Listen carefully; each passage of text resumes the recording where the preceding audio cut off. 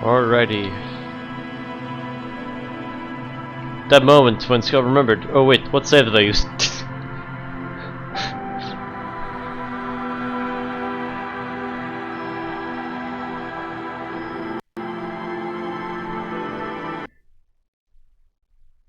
And Disco Elysium died. Yay. Crap. Come on. One moment. Oh god damn it. Alright, anyway. Hello there, my name is Skull, and we're already having technical difficulties. I'm going to be streaming Disco Elysium in a short bit because apparently it crashed on me. Alright, give me a moment. But anyway, just to give the recap, last time we investigated, we have been trying to find any clues for our current investigations on finding the missing Ruby, or Rudy. If I get the name right, I've forgotten. I'm actually going to do something here. That's good for now. Alright. But we got sidetracked a little bit with another quest that we decided to pick up, sorry, another case we decided to pick up about some apparently trafficking going on to Terminal B from some of the lorry drivers apparently. So we're here to check out who is doing all of this. So that's our journal here. So we need to find lady driver in Warsaw lorry. And apparently, there is a lorry driver apparently who might be our possible case. So we're gonna try and find this lorry driver. I mean, the one I can think anyway. We have our suspects here, so we can always speak to them. Make way for the master poet.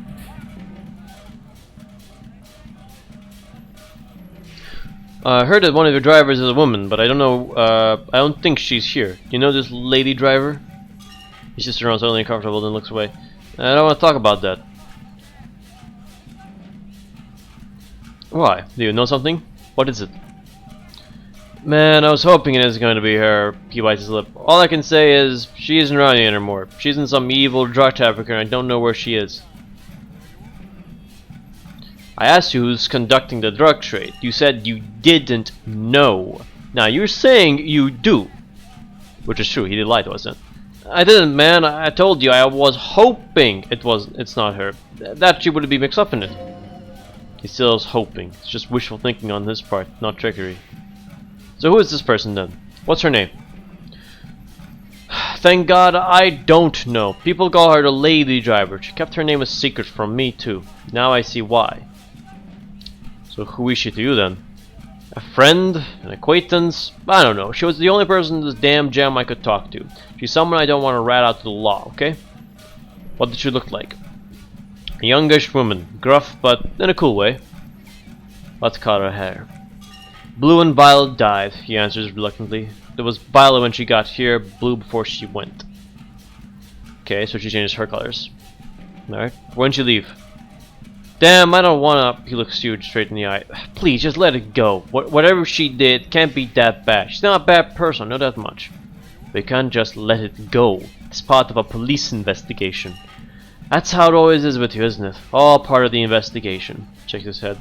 The girl's troubled. If you hunt her down, she may not survive it. I can have that on my conscience. It won't come to that. We won't pursue her on this. This is information only. I don't believe you. You said she's troubled. How? She's got the darkness in her. That young person's darkness when you think it's all over and you're looking for a way out.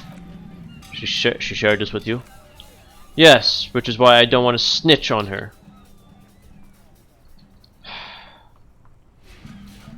It's not snitching, it's just a few questions. It's snitching, man, I know what it is.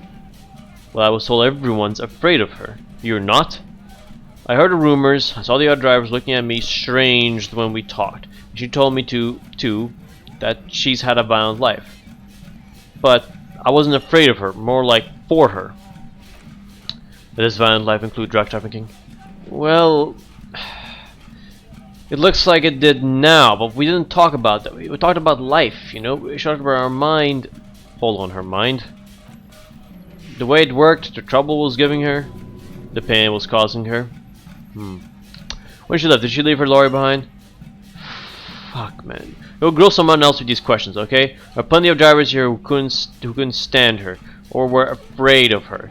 I'd be more than happy to rat her out. He's right. There are other options. The raceman, for one. Push Tommy and it will break his heart and his spirit. Don't expect you to be pals. Now let's not time to focus on feelings. You need that info, son. Put yourself in my shoes. I need this for another investigation too. It's important. I can't blow it. You're not gonna put a bullet in your head if you blow it, are you? Because she's on the edge, man. I wouldn't be sure, Tommy. Imagine it, an explosion of stars. Goodbye, world of men, money, and machines. Okay, I will for now. He does seem bad. I don't want to start hostilities or shit like that. So for now, alright, I will agree with my mind. Fine, I'll drop the matter now. For now. Thank you, friend. He sighs. It's a big sigh of relief. Wow, this makes me feel like I should pick up smoking again. Would help with my rhymes too. That's all for now. Yeah. Let's go talk then with the man over here, the race man, as they called him. Looking for something? Lord Driver recognizes you. What was that argument all about? It's about biological determinism, natural law, the sorting of the races. He spit on the ground. Not the most popular topic nowadays with the coalition in charge, and all you might want to change the topic, that is, bury your head under the sand like common sheep. Change the topic? The way he says it makes it almost sound like a threat. Oh, so you're just a racist. Makes sense. I'm not just a racist. Look, I've read books, he gestures with the circular parentheses. The science of racial theory has all been proved, even some people don't want to accept it. People who've studied these things say that you and me are superior by design, glances at the lieutenant. So naturally, we Occidentals should be in charge. Obviously, you can see the merits in that. Yes, I can really tell you're a prime example of a superior design. Jeez. Open your eyes. Have you noticed something differently lately? An unfortunate downturn, maybe, when members of the superior race who believe in their innate superiority, they stop competing for resources. Okay, and? This concerns you, policeman, so you better be vigilant. The damn Kipts are showing up good lately, and some with the mosquitoes, and the other intruder species too. Shows a sharp glance at Lieutenant Kutsuragi. They're on the precipice of a cultural victory.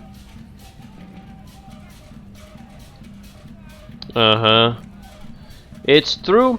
He pushes on. Also, you need to realize the dangers of mixing races. But also about having the people don't stay in their birthplace. You might end up with a new sub-race with unknown characteristics, leading to extra competition. That's why you gotta control your offspring.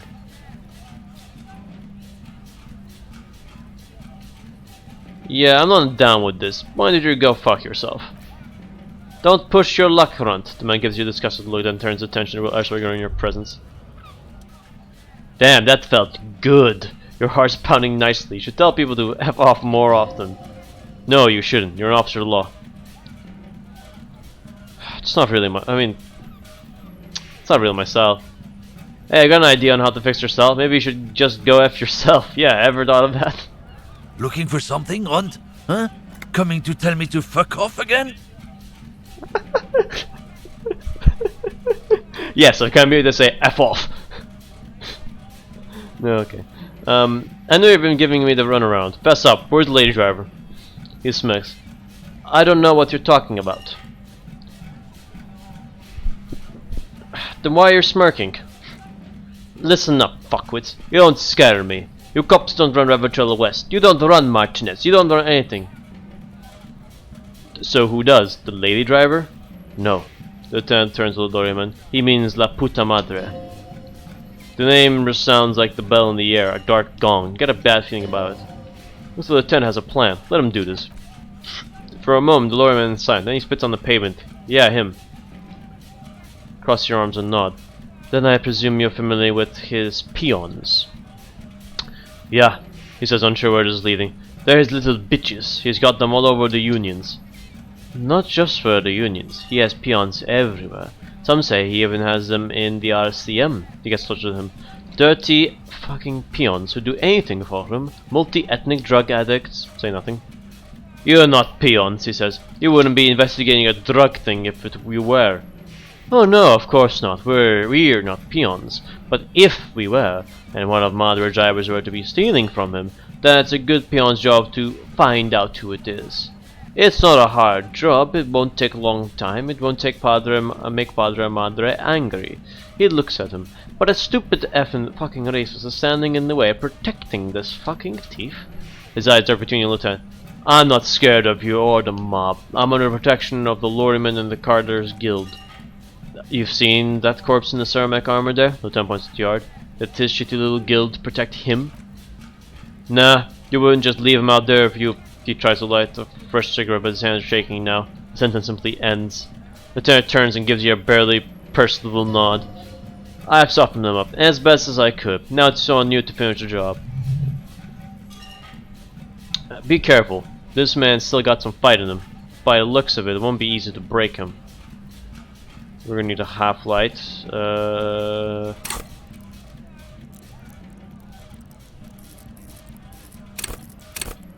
got a point. I think it's just best we do. We can, if we fail this, we can always retry it again. So I'll do that.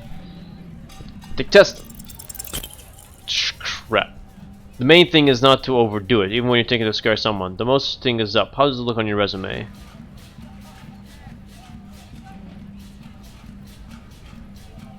Why don't you and me step outside for a little talk? What? The lawyer interrupts in contentious laughter. What do you think we're doing right now, Runt? We're outside talking. Damn it, I mean, do you want to find something for no, shit. The lawyer man raises an eyebrow. This some kind of homo thing? No, of course, no, of course, just tell me what you know. Make me, Runt. He blows a cloud of face smoke right in front of your face. Let's just go ask Tommy, alright? We're wasting our time here. Nah, we're not going to. We'll leave him for now, but... Where is half-light? There we go. Looking for something, Runt? Huh? We'll do it again. Coming to tell me to fuck off again? Oh, for God's sakes! Damn it! Double ones! We're done for now.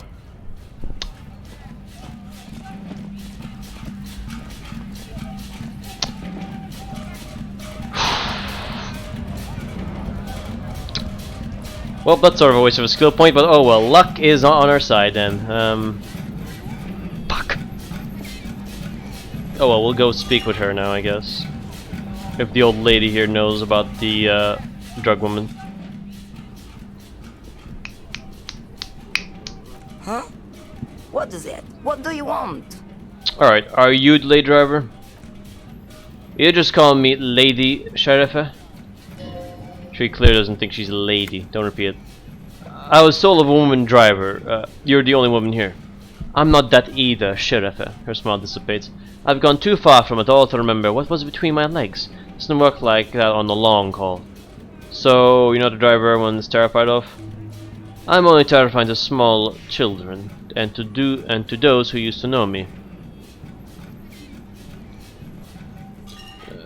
Why are you scary to the people who used to know you? Because they can no longer recognize the person I once was.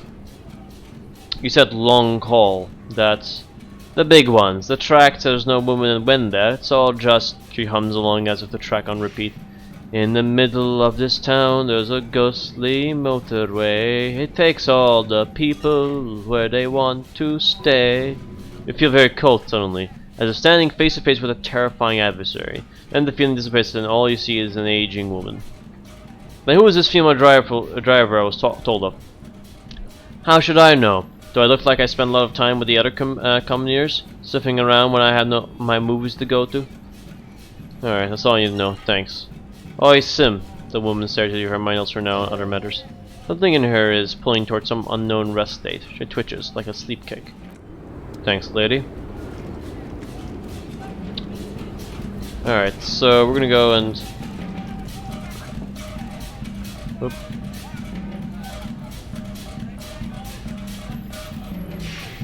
Alright, just checking something over there. Alright.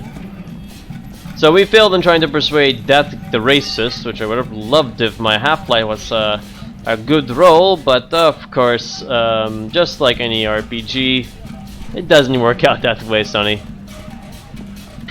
Alright, let's go. I had to, Make sorry, way for the Tommy. master poet. I changed my mind about your friend, the lady driver. What? But I told you she's my friend. Please don't make me give her up, detective. Got something else? There's a ton of drivers here. Look, she's a suspect and you need to tell me where she is, or I can't finish the investigation. I thought you were a different kind of cop. Something breaks in him as he stares into your eyes. The realization that you use friendliness and goodwill for your own ends.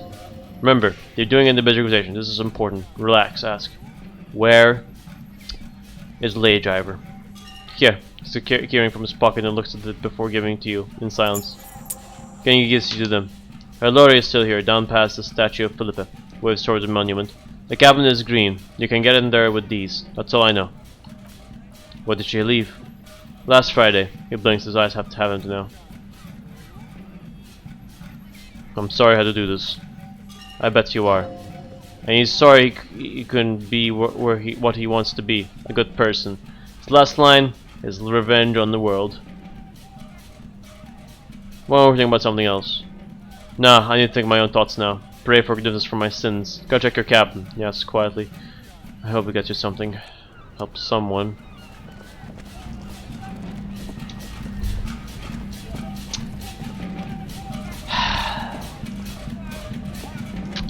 I'm very sorry, Tommy, there, but I didn't want to do it. I really didn't want to do it. I had no other option, but my Half-Light just told me, nope, this is not going to work. This green FLAN-AZ Contemplatorian is parked in the shadow of the ruins looming overhead.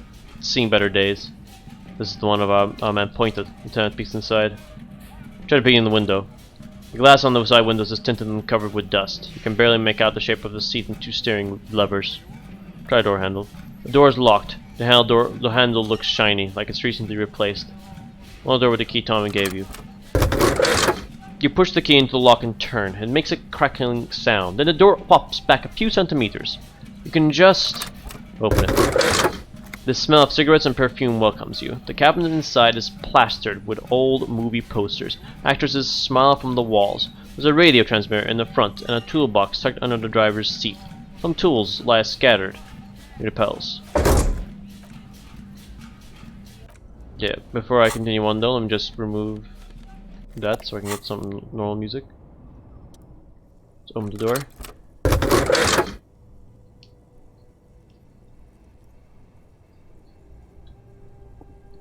Okay, so admire the posters. These are movie posters featuring starlets from long forgotten films from the 20s, the teens, even the 19s of the last century. One of them particularly catches your eye, a centerfold of an ingenuine attached right before the back seat. There's definitely perfume in the air, it's spicy with a hint of amberette, wafting through the bitter air of the cabin. Stop and wonder what's that smell. The remnants of a sweet juniper scented perfume, probably Granat number 5.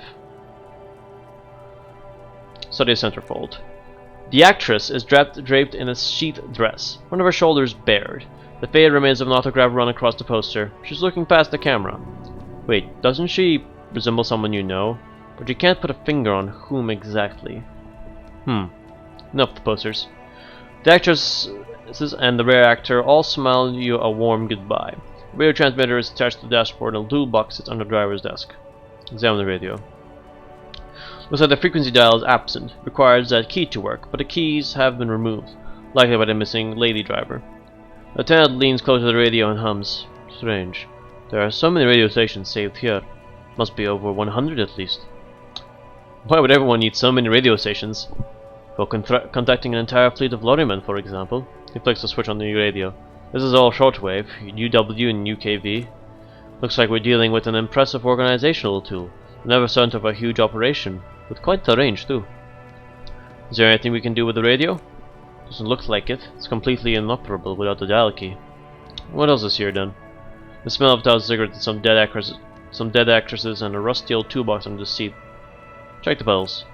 You wedged yourself under the strange steering wheel to get a better look. It seems like a few tools lying around here. A hammer, a pair of pliers, a rusty wrench, been casually thrown here by the disorganized driver. But one odd detail catches your eye. A piece of sandpaper has been glued to the throttle.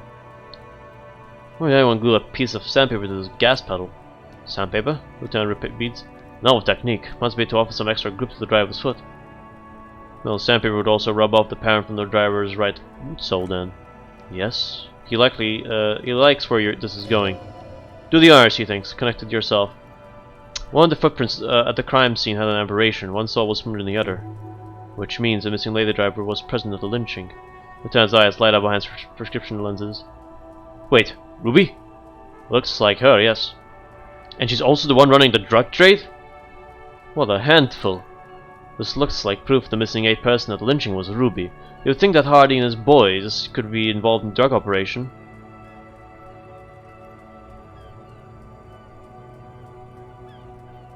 This would fit what Joyce told us, but I don't want to make any assumptions. Understood. We should still go and see what Titus has got on the matter. He writes something down with a little notebook. Are you finished with the lorry? The movie star still smiling from the walls. The radio transmitter sits on the center console and the faint smell of perfume is still in the air. Alright, let's pull out the pull-out toolbox. A metallic drawer slides out from the seat. It's empty except for a folded newspaper. Unfolded newspaper. It's the issue of Perifakiru from last week's Wednesday. A piece of paper falls out from its pages. Pick up the note. It looks like an article ripped out from a radio enthusiast magazine. Complex mathematical equations explain the basics of something called the ULAN frequency system. These formulas look oddly painful. Maybe it's a hangover, but they give you a headache. Lieutenant leans over your shoulder to examine the note. The ULAN frequency system? I've never heard of that before. I know of FM, AM, UKV, but his thoughts trails off. Push the pull-out toolbox. The pull-out toolbox slides back into this nest. The rest as it was. Radio, posters, a trace of motor oil, smell, and roll cigarettes. Let's close the door. You close the rusty old lorry door. Great, I think we got everything. A word, detective? He steps away from the lorry before we return to Joyce. Well, we're good here, so let's speak. What's on your mind, Kim? Alright, we're finished here. Let's quickly debrief and go over what we found, so we don't do it in front of the company rep. Seems like something police would do. What do you think of all of this, Kim? Honestly, I'm quite worried by what we've seen so far. The evidence seems to point to a rather extensive and well-organized operation. They've especially been intrigued by that radio transmitter, particularly the sheer number of stations it can connect. Looks like this alleged drug trade casts a wide net. I'm not sure what ULAN frequencies are all about, but they may hold some significance. Perhaps it's a better way to connect between fleets while avoiding frequency bleed, or maybe it's used to tap into RCM networks. Listening on your calls? Between you and your station? A worrying prospect. I mean, it's kind of happened before. Like in the real world anyway, I think, but anyway. And last but not least, it looks like the Hardy boys knew this driver, and as we know, that she was present at the lynching. This may be the Union connection we've been searching for. The probe in the case converged, he thinks. This was quite the find. So it turns out that this is connected to the Union. Like Joyce told us, yes, logistically. But don't expect the bus is open during our stay here. At best, this is an angle we can use against them, to other ends, as extra ammunition. Okay, what about the movie posters? How do they factor on all this? As elegant as they are, I don't think they're relevant to the drug trade. Don't be fooled. Desire always plays a role. Good. I mean, a lot of women there, especially for a lady driver's cabin. Yes, well, doesn't say more. Unimportant? Yeah, it is not important. It's not. It's really not. It's just posters. So maybe they have it for like personal interest and all that. So, well, the RCM opened an investigation into this. We should return to the murder case. See what Joyce tells us about the lynching. When we're done for the day, I'll call my station and suggest our narcotics department look into it. There are more than enough grounds to start an official investigation. Sometime later than we're done here. We do not want to get caught in that. He stopped to think. What were they thinking? The fact that one hasn't started already gives me pause. An investigation, I mean. Especially if the Madre grouping is involved, and I can't imagine they aren't. Certainly worrisome. Corruption? He nods. All the same, I don't like the idea of internal affairs descending on the matter. That won't help anyone either. Okay, debrief over. Debrief over. Peanuts. After you. Alright. So we got to report back to Joyce about the about all this, and then we have to also confront Harvey, who is the guy we've been trying to get the information for where Ruby is, and looks like they might have something to it. So we'll see.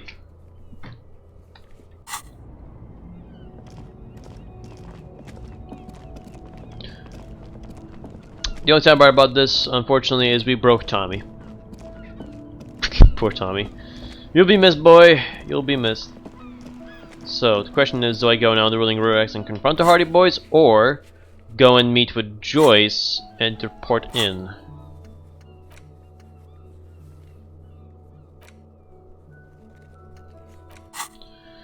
Let's first check in with Hardy. He's the closest area, and also he might know something, and maybe we can present more to Joyce.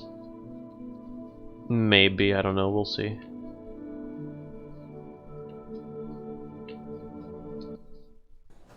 And maybe that even leads to the case. Ooh. It's already being filled up.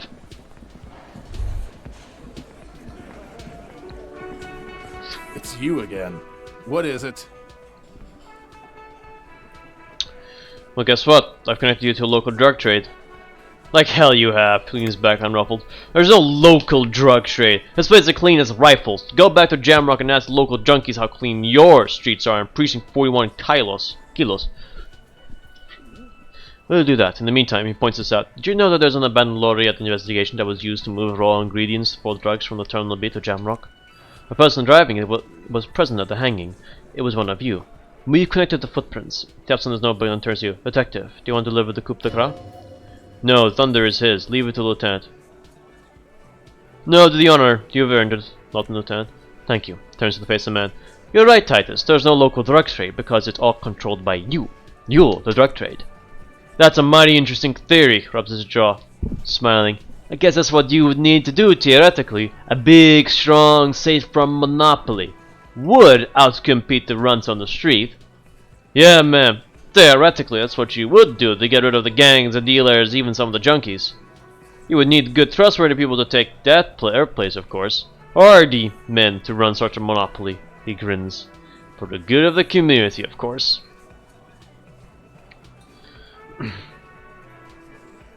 Yeah, keep telling yourself that. Know for a fact there's still plenty of drugs out there.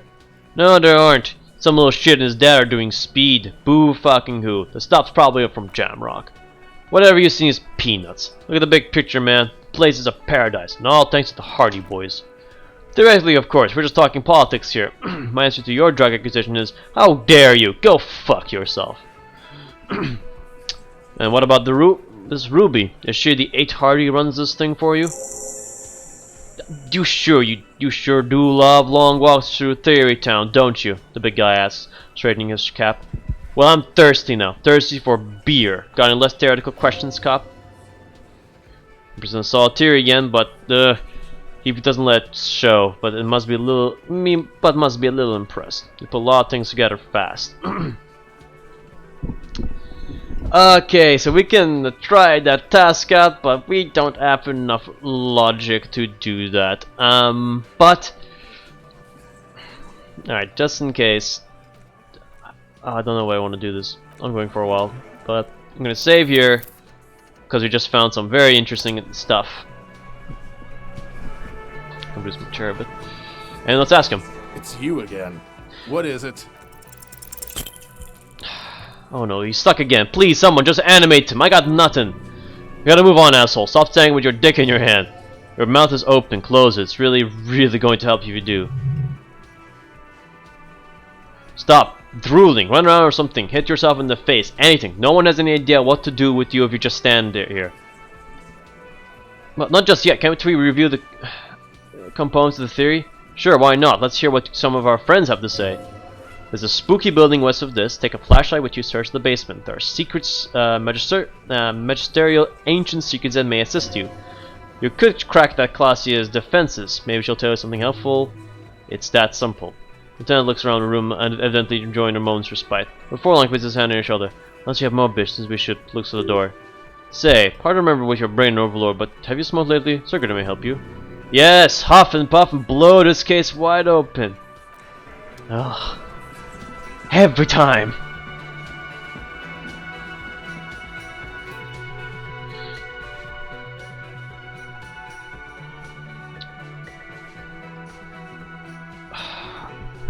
So this case has been stuck for the last few episodes and trying to focus on that, and now we got a solid evidence and we just got crapped on because of our logic is insane. But then there's this abandoned building I want to check out. Unfortunately, because the logic mentioned something, but unfortunately, that is currently stuck next to the library. And the only we're gonna get into there is, well, if we go inside the shop, which I think is best that I should maybe check out that area. Maybe we'll see.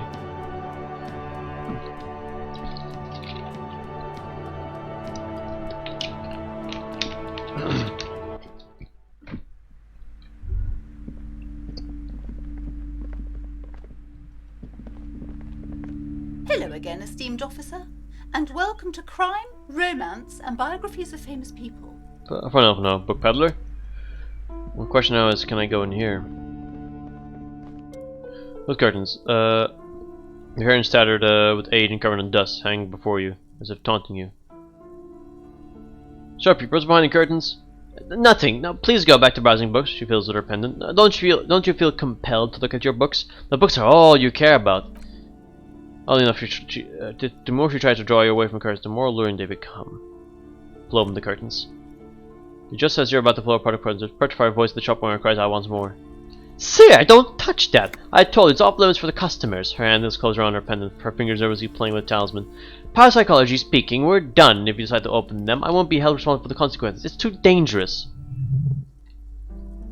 She looks away, mumbling. Why is everyone always messing with the curtains? Why can't they just buy the books like normal people?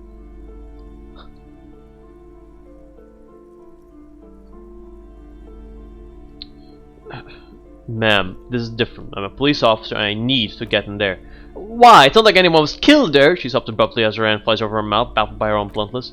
I'm sorry, I don't mean to be impolite. Just please don't go there. I can't allow that. You'll make things worse and unleash the powers. The curtains do seem frail suddenly, not robust enough to contain slippery darkness. This about the curse? That's why you're afraid? No, just a storeroom for the employers. I told you. Now please, step away from the curtains. She's almost begging you. But I sense this place calling for me. I must investigate beyond the threshold. You do? She grabs her pendant again, visibly. My God, even more reason to do not mess with the curtain. Just step away, dear sir. Unleash the power. Unleash it. I'm having even this maybe connected somehow to the case. I don't know. I don't care. You can't stop me. I'll open them. No, she raises her into tries to stop you. Please, just talk to me, officer. Come here. Let's talk to her before you decide to do anything extreme. Lies. Rip them open, you say. There is something mysterious about the curtains. Be careful. The curtains tattered with age and covered in dust, hang before you as if taunting you. Rip them apart just for real.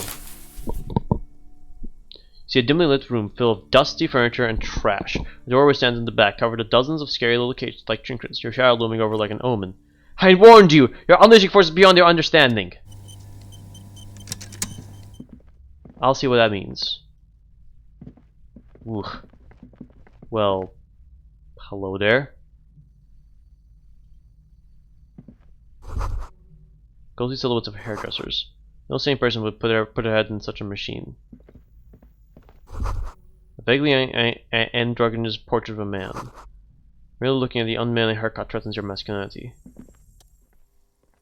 A heavy door with a missing handle stands before you, covered in dozens, if not hundreds, of little oddly shaped trinkets and charms. It appears to be locked. What if we just break it down? Maybe I should break it down, but not before I strategize. That's right, take in your surroundings. You need to have a solid ground and the proper posture to succeed. Check your surroundings. The room is dimly lit, littered with old barber shop rubbish, but the path to the door is clear. What about a door? It's made of solid block of wood, but has good, but stood there for years. Hinges are old and covered with carmine layer of rust. It should be doable. Maybe I should break it down, but not before I strategize. Let's check my posture. Steady breathing, solid core. You've got this. One shoulder forward, you're ready to smash the door like a battering ram. Alright, check my surroundings. Knock on the door. Only an echo. No one is in there. A howled out dark echo. Hold up, what if I equip myself with a pry bar?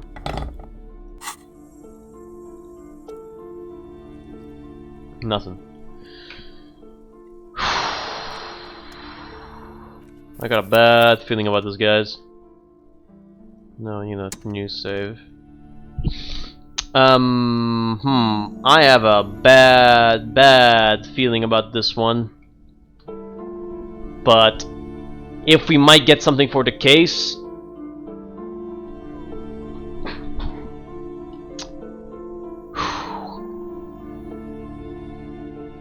fudge. Crud. Ah, damn it, F it. Let's do it. You can't just give it the power. Give it all. Ah, damn it.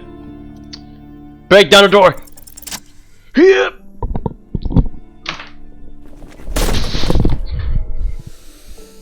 Ooh.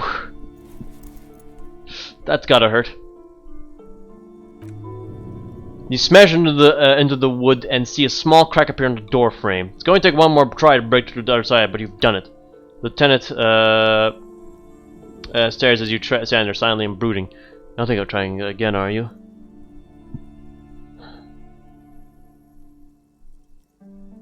Smash into the door again, wordless.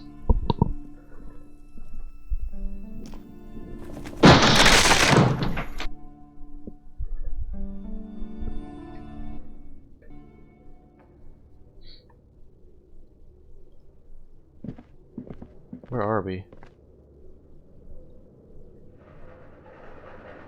It's an old training area, I think. What is this place? Lieutenant stares at dusty training equipment. Looks like a gym to me. Yes, but no one's been here in ages. He draws a stripe on the dusty floor with his foot. I doubt the electricity still works. Good thing we have a flashlight on us. Some sparks of your dust shimmer in an array of streetlight falling from the window. Other than that, the room is dark. An eerie feeling rises in your chest. What if there's a reason why no one's been here for ages? Yes, because it's closed. No need to look for supernatural explanations, but a banal one will do. Now let's move on, shall we? Sand is dripping from the punch bag. The poster says, Excitus Fortis, the rest is worn off. It smells like leather and sweat. Worn out wall bars. They look unsafe.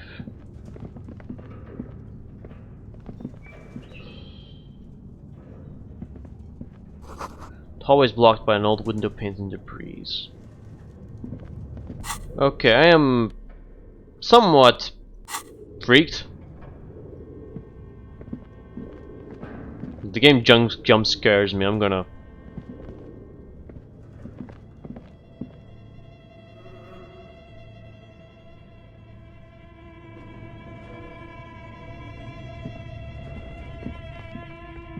The music really got eerie. Large margin full of strange liquid.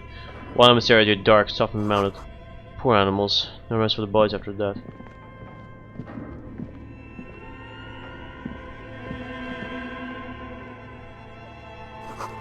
Airship rotors covered in spider webs. They remind you of blades.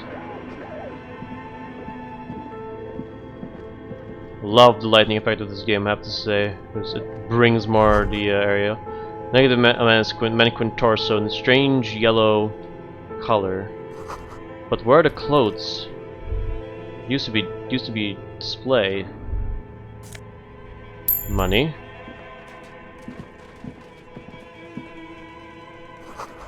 Blue velvet, soft to the touch, moth bitten.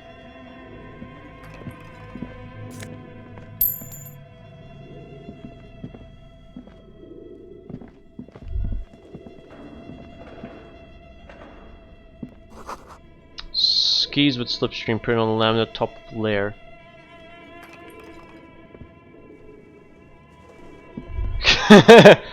I mean, yeah.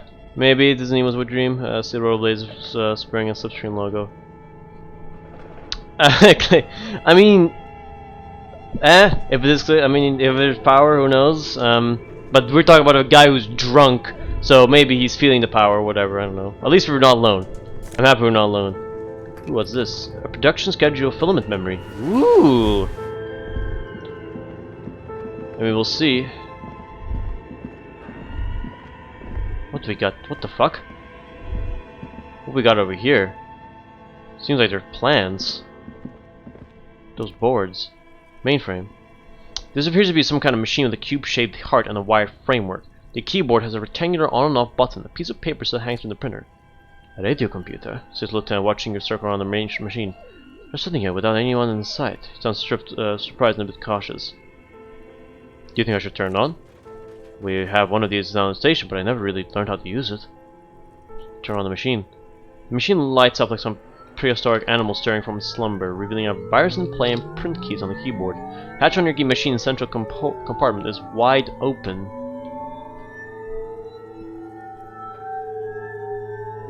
Okay, interesting sound effect. Look inside the compartment. It's empty, like a beehive. Without its brood, some cables have been dangling, disconnected. The filament you have would fit perfectly inside the compartment. Press play. Nothing happens. Press print. Nothing happens. Let's read the production schedule. Like a smooth drawer, the filament slides into a place. On the keyboard, the play key starts blinking. Press play again. The bar fabric right above the keyboard starts producing a soft hum. Sound of static seeps through the machine's planar magnetic driver. Oh no, there's already glowing and now it's also making a sound? It's probably some alien seal-like technology. No, probably not. The static gets louder, slowly filling up the abandoned hall, till a voice speaks out, crackling and old, cutting into the air. Good evening, Fortress Accent on the Rue des Saint-Ghislain. This is Easton Cylinder Repeater Station 1. Please repeat, is this a production schedule? What's the production schedule? The filament you have inserted in the reader. You mean the glowing thing that I put inside? Yes. Is that a production schedule? I don't know. The old lady sighs as a wave of the sorts her voice to a robotic scrawl. Oh, old lady. Alright. Woman. If you're unsure, could you please take a look? How do I do that? Open the hatch on the compartment. Don't touch the wires. A current is running through it. But the core is safe. There's a filament inside. I need to know what it's called. It's called the production schedule. Good. Please repeat the password. You should ask for a hint. This is the police. Please open this thing. The voice recedes. I am contractually obliged to protect the privacy of the filament holder of Fortress Accident. Without filling a warrant with Linton, I can't give you access to this filament. I'm afraid we're not doing that, unless we want to wait for a month. Now, can you please repeat the password? The voice in the machine says again. She sounds cold in the damp air. Password? I'm really bad at passwords. Can you give me a hint? No. Is it my birthday? Still no. I don't know the password. Received. I will register. Just login attempt. That sounds bad. A login attempt. Something a criminal would do. Don't worry. Passwords have a way of turning up sooner or later. Fortress Accident, is there anything else I can do for you today? What did you call me, Fortress Accident? Fortress Accident is the company on whose name the terminal you're currently using has been registered to. Do you have any other information about this company? One moment. You're flipped through her catalog before she reads out with studious care. Fortress Accidents SCA produces revolutionary interactive call-in radio games. That's what the catalog says. And what's that, this interactive call-in radio game? The static drowns her response. Any questions? You hear her ask when the connection finally improves. So... radio games? That is new. But interesting. What are you, a machine or are you alive? Yes, I am alive. I'm 74 years old and my name is Yvonne. The lieutenant whispers in the ear. She repeats passwords, but programming people are all paranoid. Hey! Kim, I'm a programmer myself, and man, paranoid a bit. Okay, but where are you? How do you know where I am? I work as a repeater at the East Elysium repeater station. It's my job to know where you are, Fortress Accident. As for me, well, some static. Then I am sitting in my cubicle surrounded by a wall of radios. On an island on the river Esperance, a small woman, all skin and bones, sits in a room filled with audio equipment. Thousands of tiny lights are reflected back from her prescription lenses, like stars in the dark. Doesn't it get lonely sitting there by herself? I mean, doesn't it get lonely doing this job? Lonely? For the first time you hear a chuckle through rustle of static. Why would it get lonely? I get to talk to people all day. That's why she does it. Nothing now. Please tell me if there's anything else I can do, Porter's accent. That's all for now. Press off sound. Thank you and goodbye. The old lady's voice disappears along with the static. Tiles in the cube are still smoldering, casting the framework in the soft glow. Recent play and print keys shine on the keyboard. Press print. Nothing happens. Remove the production schedule. The filament slides out of the glowing nest. Well, that's interesting. So the way how they communicate with radio sort of maybe is through this. You put the filament in, it's a code, and you send it off to pick up something. That's an interesting system. And yet you have to have people though on it, so that's gonna need some efficiency, because nowadays we password like we know what we do passwords and crap like that. Nowadays it's all done digitally and all that, so it makes life much easier. What's over here?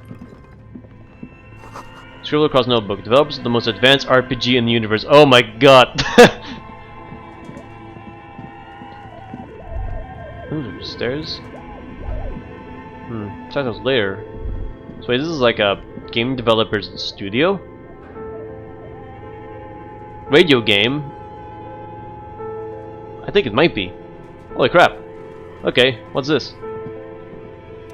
Project Dreadboard. Your flashlight size over an old green chalkboard, covered in scribbles, sketches, and schemes like some ancient cover mural.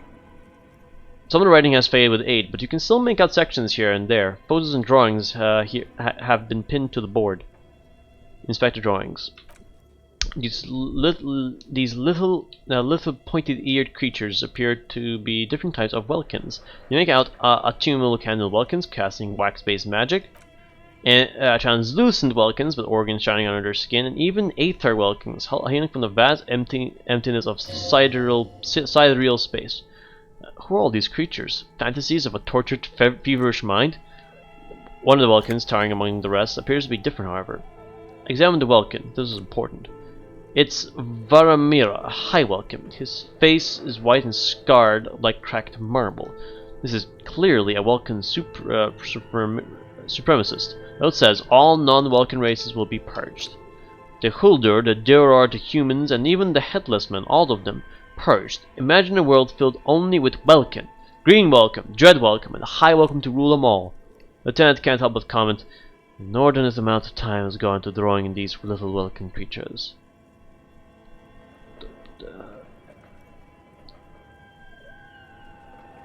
Why would anyone spend so much time on this? Some people really like building a world, I think, even though it's just for a game. So who are these creatures? Who drawed them? Are they real? I have so many questions. This looks like concept art for a project. It's not real. It's not really real. Whisper. One of them is a Welkin supremacist. Political commentary. That one has a great beard too. Lieutenant nods at the Welkin's facial hair. Yeah. Very good beard. Well, this has been educational. Let's move on from the Welkins. Just look at those details. So much effort. And for what? All gone. Inspect the photos. The photo collage depicts barren, icy landscapes wrapped in perpetual night. You see permafrost and glacial landforms, dead trees groaning under the snow. Entire oceans have been frozen from shore to shore. There are pictures of settlements on dried up riverbeds, abandoned in a storm, animal corpses in the dark, carcasses and bones. Albeit dark and cold, this vision also feels cozy in its own way, like eggnog or morphine, and much needed respite from our own world. A pinned postcard reads, "The heat death scenario. Desperate fight for geothermal energy engulfs the world as Wirral becomes untethered from its sun, drifting through the universe." What? Inspect the schedule. This is a monthly calendar from the year 50. Cryptic words like sprint, daily minimine, and GPI span the marker drawing grid. Grand scheme of production and money. Looks a bit like an academic calendar, only much more brutal. Everyone is constantly teetering on the edge of an abyss of production. These squares look orderly, but beneath them is chaos, worry, and pain. One moment, guys. Hold up. There we go. Okay. Keep breathing. What happened? As time goes on, numbers in the boxes grow rarer and rarer. The board becomes an empty snowfield in the final days. Only failure and regret dwell in this region. Lieutenant looks at the frigid ice field of nothingness and concludes, looks like they didn't make it. There's a note in the bottom left corner of the chalkboard that says, see the production schedule filament for details. Inspect notes. The handwriting is only partially legible, but you can still make out 3 slogans. Call and tune out, whirl untethered, and heat death of the universe. The full text reads, heat death of the universe is the new black. Another note says, the biggest advancement in the role-playing system since the 30s. Outside, a cold wind wraps the building in its bosom.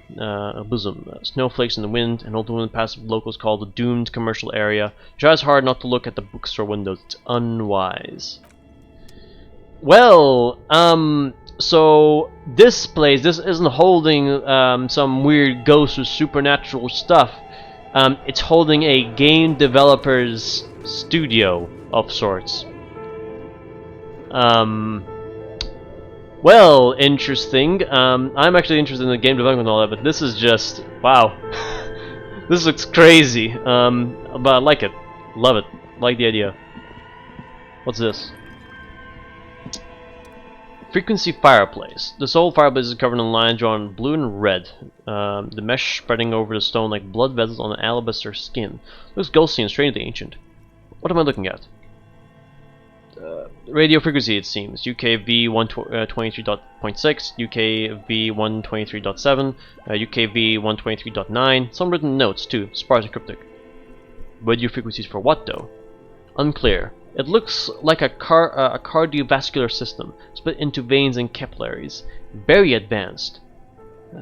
This must be an elaborate piece of art. You think so? The web is compromised of radio stations, all lead back to one red heart, titled the Game Master Frequency. Note says, this one can listen in on any station it wants? Looks like a surveillance program. Wait, who's the Game Master? I'm very interested to see what they mean. Someone very important. The leader of a massive on-air game built by these people. If it's a game, then who's playing?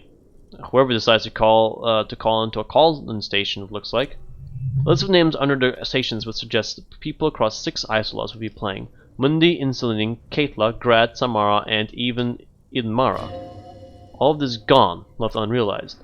My god. Lieutenant leads closer, his finger tracking the demanding rhythm. It's as if the less money they had, the more ambitious their project became. Why do you say that? The schedule. Not at the calendar and chalkboard, wiping his marker-stained fingers clean. I know doom when I see it. The company was running out of funding. What else? Squint to the lines. Nothing. It's just lines in marble and echo from times long gone. No one's used a fireplace in ages. Kim? Okay.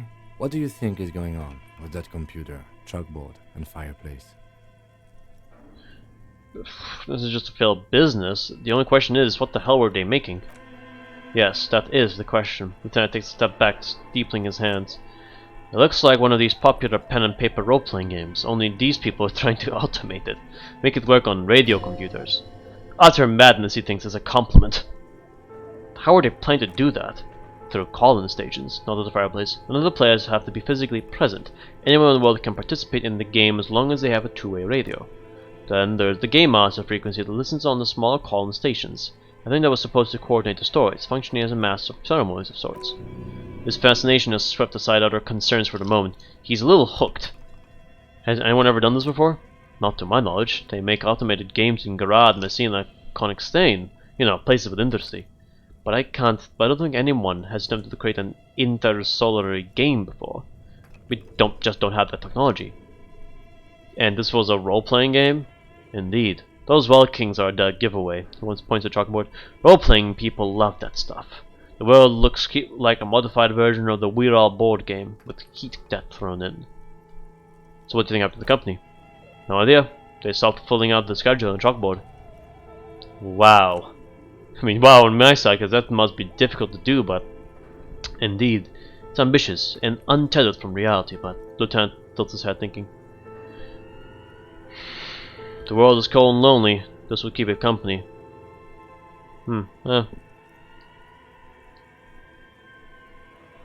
They were insane if they thought they could do this.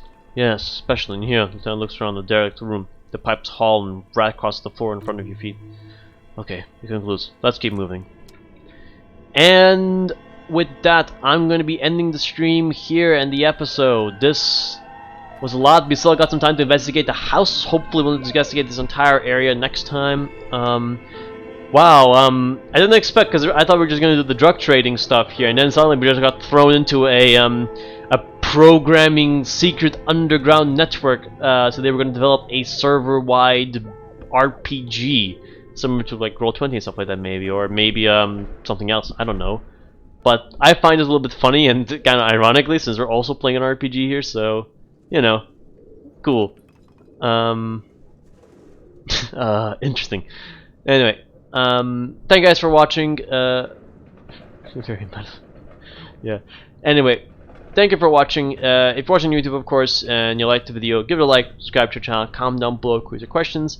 If you're watching on Twitch, you can follow, so you can follow me and get notifications when the streams happen. And until then, I'll catch you guys later in the next episode. See you later.